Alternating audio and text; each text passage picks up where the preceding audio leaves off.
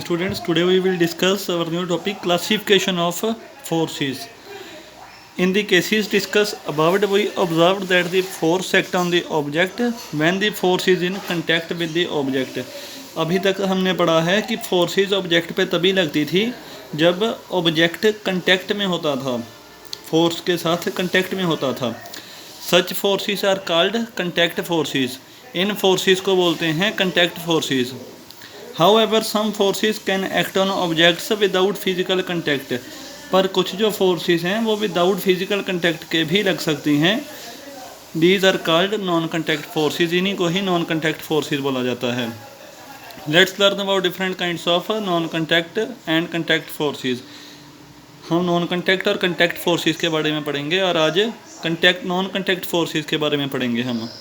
Forces that don't need physical contact with the object on which they are acting are called non-contact forces. जिन forces को physical contact की ज़रूरत नहीं पड़ती object के साथ, उन फोर्सेस को बोलते हैं नॉन कंटेक्ट फोर्सेस. जैसे gravitational force, electrostatic force, magnetic force are examples of non contact forces. ये सारी नॉन कंटेक्ट फोर्सेस की एग्जांपल्स हैं. नेक्स्ट एक्टिविटी है to observe how some objects move without being touched. कि कैसे कुछ ऑब्जेक्ट्स विदाउट टच के भी मूव आउट हो जाते हैं. फर्स्ट है method, hold the book a little above the floor and leave it. You will observe that the book will fall on the floor. Book को ऊपर उठाना है और फिर उसको नीचे फेंक देना है, नीचे छोड़ देना है तो अपने आप ही वो नीचे गिर जाएगी.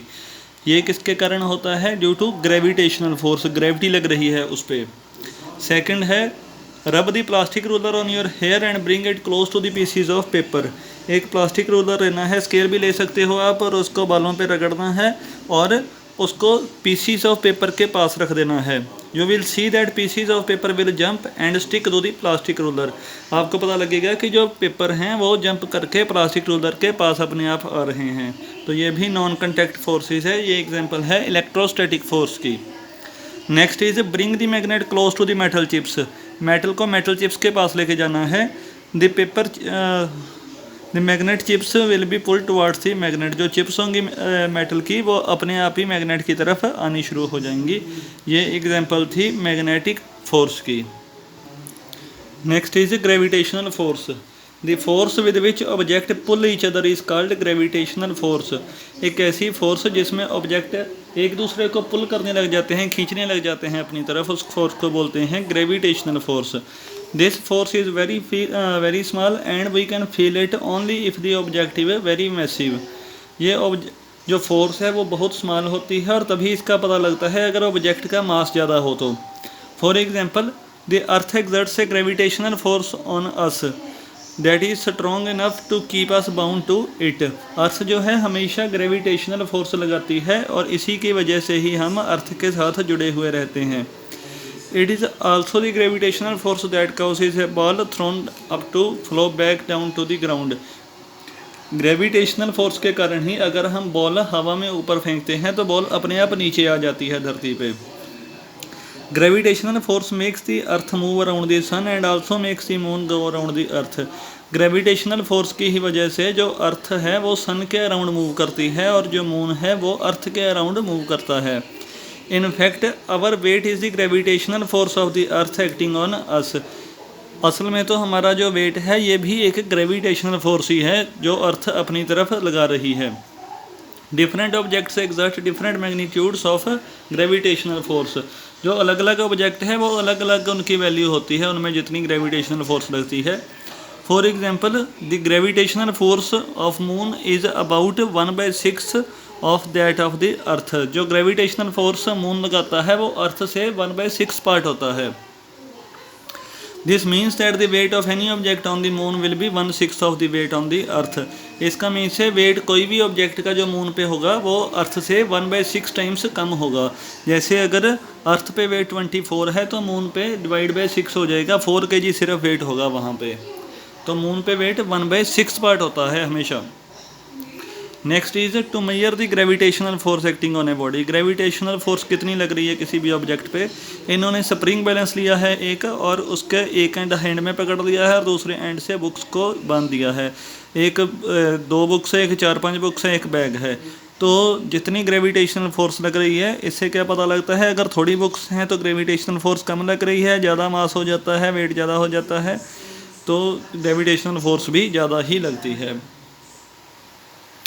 Next is electrostatic force. The force between electric charges is called electrostatic force. जो इलेक्ट्रिक चार्जेस के बीच में फोर्सेस लगेगी उसी को बोलेंगे इलेक्ट्रोस्टैटिक फोर्स।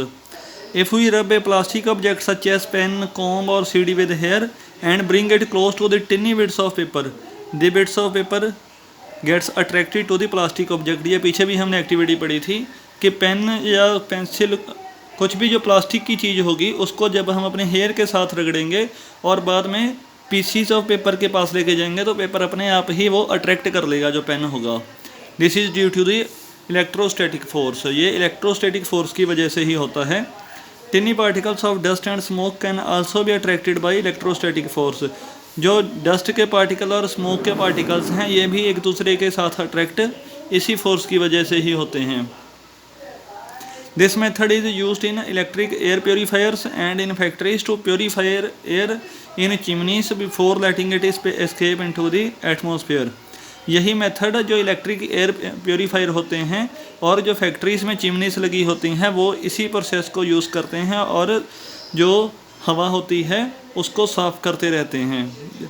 जो हवा ये बाहर छोड़ते हैं, इसी मेथड से वो हवा को साफ़ करते हैं। Next is magnetic force. The force exerted by magnets on each other and on metals such as iron, cobalt and nickel is called magnetic force। जो मैग्नेट्स एक दूसरे पे फोर्स लगाएंगे और मेटल्स पे फोर्स लगाएंगे, जैसे आयरन, कोबाल्ट और निकल, तो इस फोर्स को बोलेंगे हम मैग्नेटिक फोर्स, क्योंकि ये मैग्नेट के कारण लग रही है, इसी के कारण ही इसको मैग्नेटिक फोर्स बोलेंगे हम। Since magnets attract iron, they are used to separate waste iron objects और separate iron from garbage dumps so that they can be recycled. जो मैग्नेट है ये आयरन को अट्रैक्ट करते हैं, इसी प्रॉपर्टी को यूज़ करके हम वेस्ट आयरन ऑब्जेक्ट को बाहर निकाल सकते हैं। और जो स्क्रैप होगा, जो गार्बेज के डंप्स होते हैं, जो कूड़े के ढेर होते हैं, उनमें से भी आयरन की हेल्प, जो आयरन है अगर हमने निकालना हो तो वो मैग्नेट की हेल्प से हम निकाल सकते हैं। ये भी जब निकालेंगे तो वो भी ड्यू टू मैग्नेटिक फोर्स ही होगा। ये देख सकते हो आप मैग्नेट के आसपास कितने जो पिन्स हैं वो आ गई हैं अपने आप ही। ये भी यही है, मैग्नेटिक फोर्स ही है, क्योंकि मैग्नेट जो है मेटल को अट्रैक्ट करता है अपनी तरफ।